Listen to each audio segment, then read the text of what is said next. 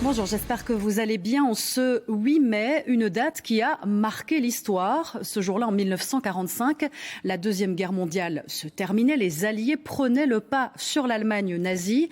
Une cérémonie du souvenir a eu lieu ce matin à la colonne du Congrès à Bruxelles, où nous allons retrouver Stéphanie Lepage. Et cette année, Stéphanie, le roi n'était pas présent. Non, il était absent, il s'est fait représenter.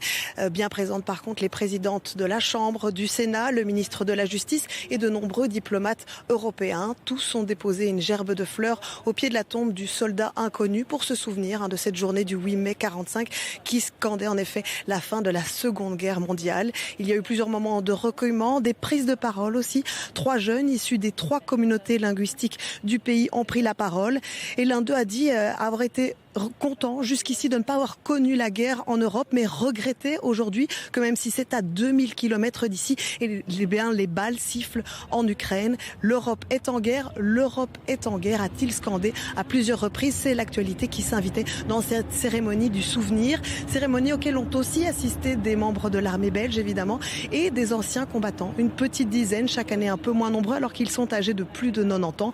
Je vous propose d'écouter 2 d'entre eux qui se souviennent justement de ce jour du 8 mai 45.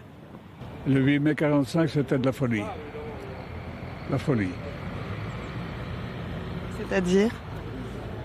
La joie populaire, tout le monde s'embrassait, tout le monde était heureux, tout le monde était... enfin, c'était une joie indescriptible. Ça me fait grand bonheur que c'est un rappel de ce que j'ai vécu. Si je suis ici, c'est pour moi-même, oui, mais surtout pour faire honorer ceux qui sont morts à côté de moi. C'est une histoire qu'il ne faut jamais oublier. Voilà pour ces réactions recueillies par Stéphanie Lepage à la colonne du Congrès. Alors d'autres commémorations ont eu lieu aussi ce matin, notamment en Hainaut. L'occasion pour Pierre Bucrémer et Martin Collier de voir si les Belges connaissent la signification de ce 8 mai. Alors pour les personnes qui ont vécu la guerre, le souvenir est indélébile. Ça l'est peut-être moins pour les plus jeunes générations. Ce matin, dans les rues de Gosselies, on a baladé notre micro avec une question. Le 8 mai, c'est quoi, Nicolas ? C'est un lundi, mais je ne sais pas. Je ne sais pas. Le 1er mai, c'est le jour du muguet, mais le 8 mai, je ne sais pas. Le 8 mai, c'est 40-45, donc l'armistice, la fin de la guerre. Je ne sais pas. La fête des mères ou quelque chose, non, je ne sais rien. Bilan mitigé donc, et pourtant, le 8 mai 1945 reste une date gravée dans la mémoire de certains Belges.